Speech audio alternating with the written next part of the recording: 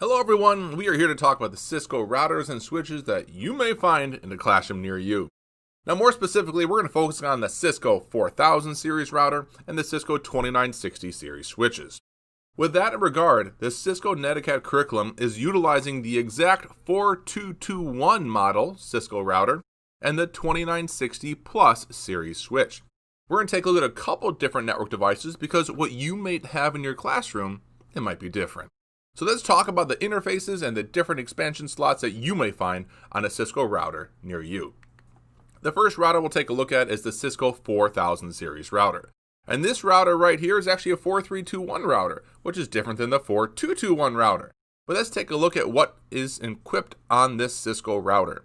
We've got what are called our integrated ports. That would be our gigabit interface 001 and our gigabit interface 000. We'll take a closer look in a second, but those ports are built into the Cisco router. On the right side here, we have these NIM slots. That's network interface module slots. These are expansion cards that we install on our router. This card allows us to have serial cables plugged in using serial interfaces. Now for a closer look at this router, we can blow up this picture and say, there's a gigabit 000 that's shared. There's a yellow line that connects two ports, and that is correct.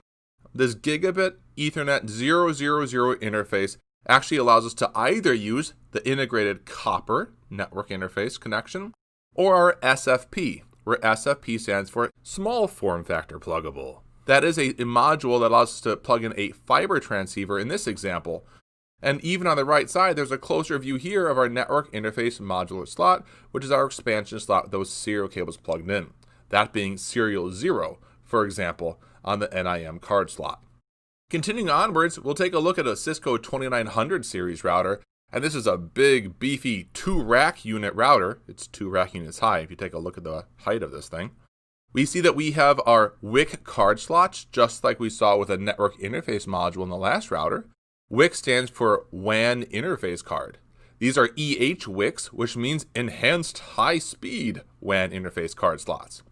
I've got 2 of these WIC2Ts, which are WAN interface cards using serial cables connected. And on the right side here, what we'll see with this 2900 series router is I've got multiple integrated gigabit Ethernet ports.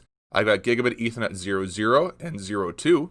Then down below here, we've got gigabit Ethernet 01. And again, this yellow line down here is showing that we are sharing the SFP transceiver port with the Gig 02 copper Ethernet port.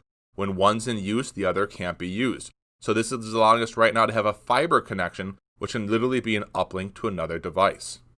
Let's take a closer look at that. You'll see the Gig 00, Gig 02 with our copper Ethernet plugged in. You'll see that Gig Ethernet 01, which is that shared port for that copper, as well as that SFP transceiver.